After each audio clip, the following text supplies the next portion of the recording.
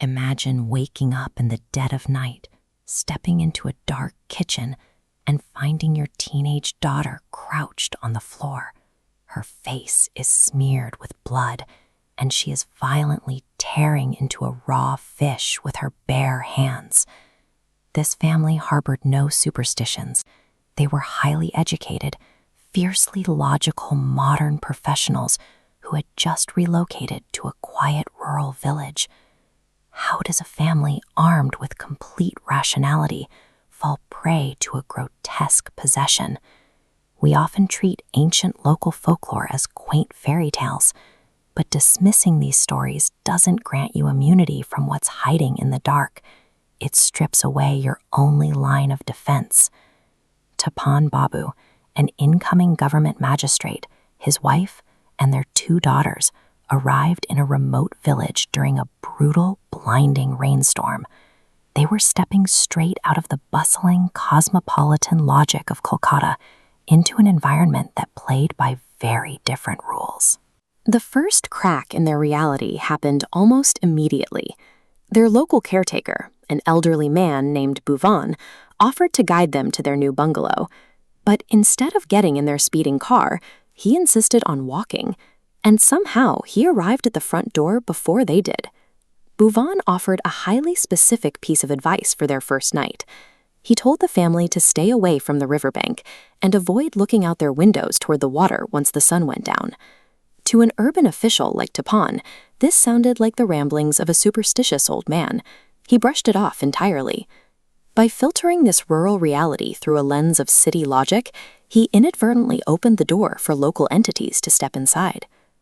The morning after the storm, the family woke to find physical proof that they were no longer alone. Deep, muddy footprints connected the river to their bungalow. This map shows the tracks started at the water's edge, marching directly to the bungalow. Looking closer, the toes point toward the river, while the path moves to the house.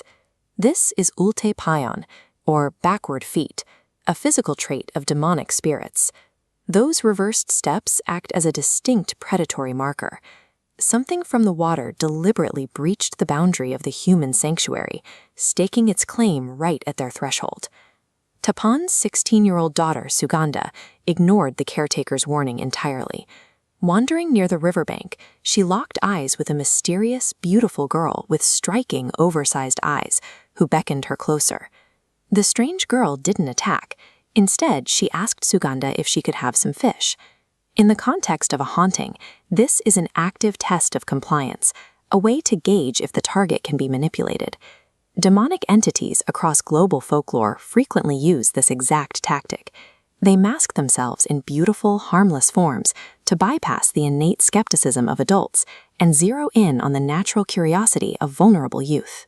By engaging the girl in conversation, the spirit weaponized Sugandha's innocence. It severed her from the psychological safety net of her parents, isolating her for the next phase of the hunt. The trap snapped shut later that evening.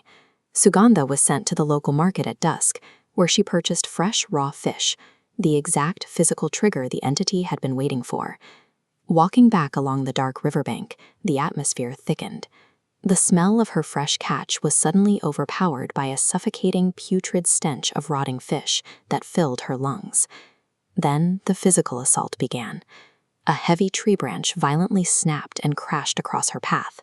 From the shadows, a disembodied voice hissed, "Ama ke mach dao."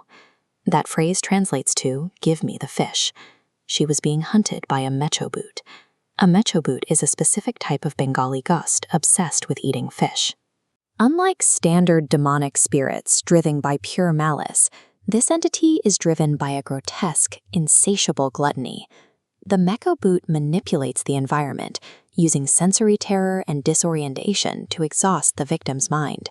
By the time it strikes, the target has zero psychological resistance left.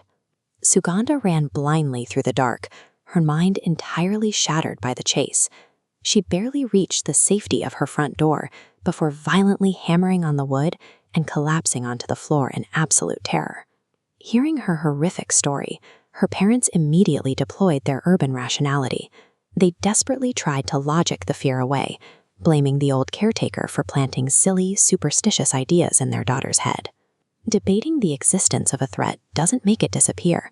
Logical denial completely fails as a defense mechanism once a supernatural predator has initiated its final claim. Which brings us back to that dark kitchen hours later. The mother crept in, following strange noises, only to find her daughter crouched on the floor, feral and covered in blood, devouring the raw fish. Looking up with hollow, unrecognizable eyes, Sugandha delivered a chilling final declaration. The entity fed her the fish, and now she is bound to stay with it forever. Regional myths like the Miko Boot and Ulte Paun serve a distinct purpose. They are ancient survival guides passed down through generations. When you enter a new, unfamiliar ecosystem, choosing to ignore its apex predators out of arrogance invites absolute destruction.